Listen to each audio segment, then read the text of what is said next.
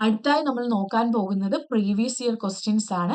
French റെവല്യൂഷനുമായി ബന്ധപ്പെട്ട് PSC മുൻ വർഷങ്ങളിൽ ചോദിച്ചിട്ടുള്ള ക്വസ്റ്റ്യനുകളാണ് നമ്മൾ ഇതിൽ നോക്കുന്നത്.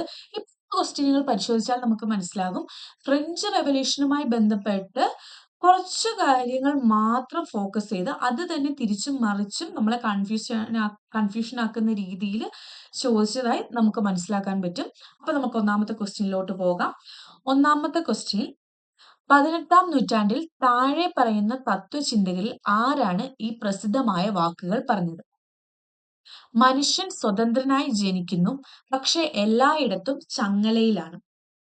മനുഷ്യൻ സ്വതന്ത്രനായി ജനിക്കുന്നു, പക്ഷെ എല്ലായിടത്തും ചങ്ങലയിലാണ്.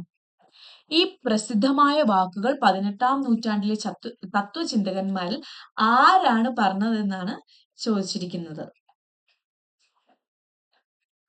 അപ്പോൾ നമുക്ക് എല്ലാവർക്കും അറിയാം മനുഷ്യൻ സ്വതന്ത്രനായി ജനിക്കുന്നു, പക്ഷെ എല്ലായിടത്തും ചങ്ങലയിലാണ് എന്ന് പറയുന്ന വാക്കുകൾ പറഞ്ഞിരിക്കുന്നത് ഓപ്ഷൻ എ റൂസോ ആണ്.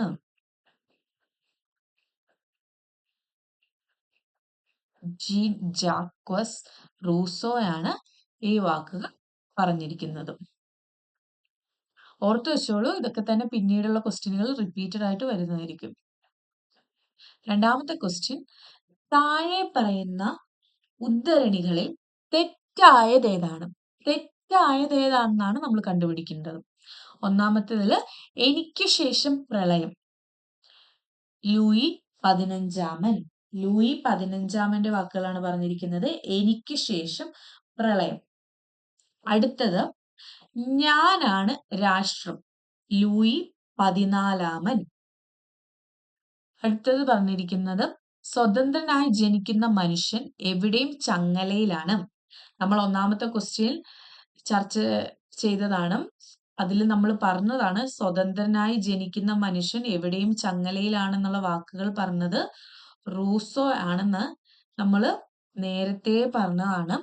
അപ്പോൾ ഇതിന്റെ ആൻസർ എന്ന് പറയുന്നത് മൂന്നാമത്തെ ഓപ്ഷൻ തെറ്റാണെന്ന് നമുക്ക് മനസ്സിലായി. അപ്പൊ ഇതിന്റെ ആൻസർ എന്ന് പറയുന്നത് ഓപ്ഷൻ എ ആണ്, 3 മാത്രം. കാരണം നമ്മളോട് ഇവിടെ തെറ്റായത് ഏതാണെന്നാണ് ചോദിച്ചിരിക്കുന്നത്. അപ്പോ ബാക്കി 2 ശരിയാണ്. എനിക്ക് ശേഷം പ്രളയം എന്ന് പറഞ്ഞത് ലൂയി 15 ഞാനാണ് രാഷ്ട്രം എന്ന് പറഞ്ഞത് ലൂയി 14 ആണ്.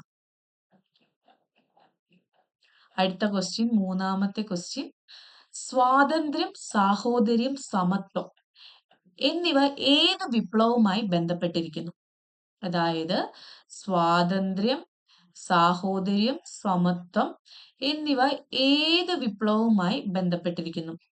ഇതെല്ലാവർക്കും അറിയാവുന്ന പോലെ തന്നെ ഇത് ഫ്രഞ്ച് വിപ്ലവവുമായാണ് ബന്ധപ്പെട്ടിരിക്കുന്നത്. Option D French വിപ്ലവവുമാണ്.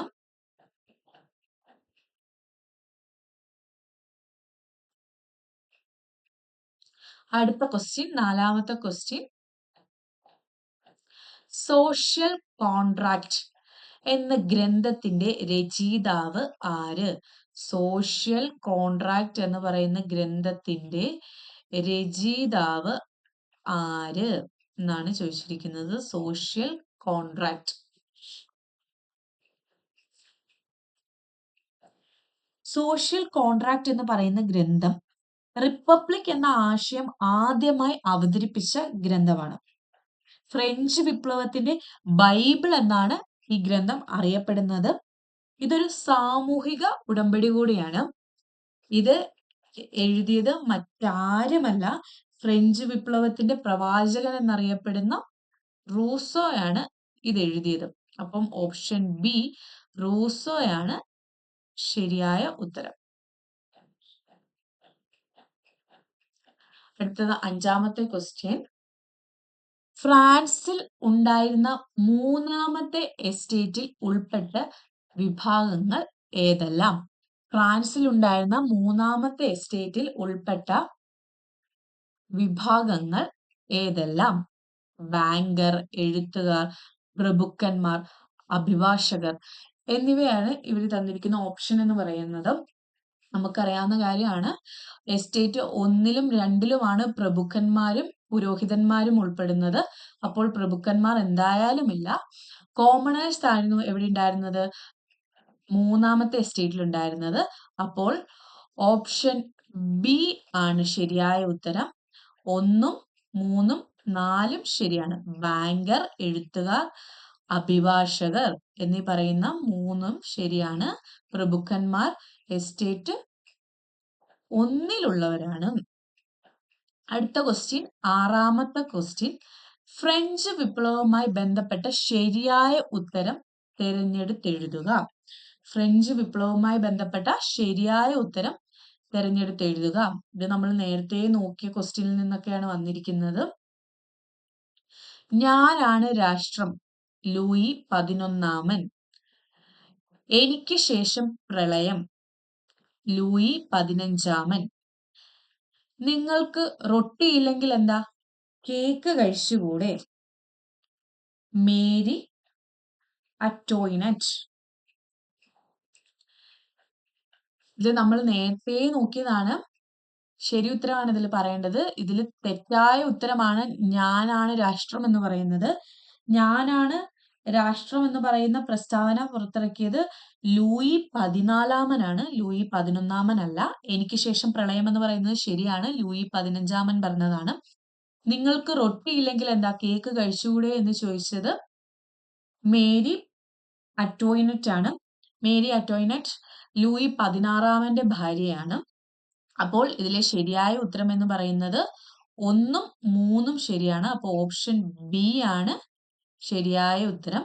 ഞാനാണ് രാഷ്ട്രം എന്ന പ്രസ്താവന ഇറക്കിയത് ലൂയി 14-ാമനാണ്. അടുത്തത് 7ാമത്തെ ക്വസ്റ്റ്യൻ.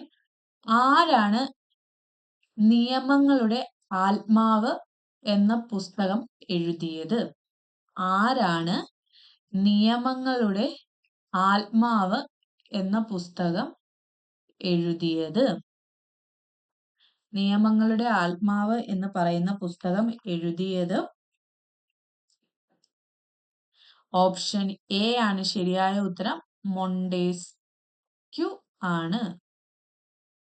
മൊണ്ടേസ്ക്യു ആണ് ശരിയായ ഉത്തരം. നിയമങ്ങളുടെ ആത്മാവ്, ദ സ്പിരിറ്റ് ഓഫ് ലോസ് എന്ന് പറയുന്ന പുസ്തകം എഴുതിയത്.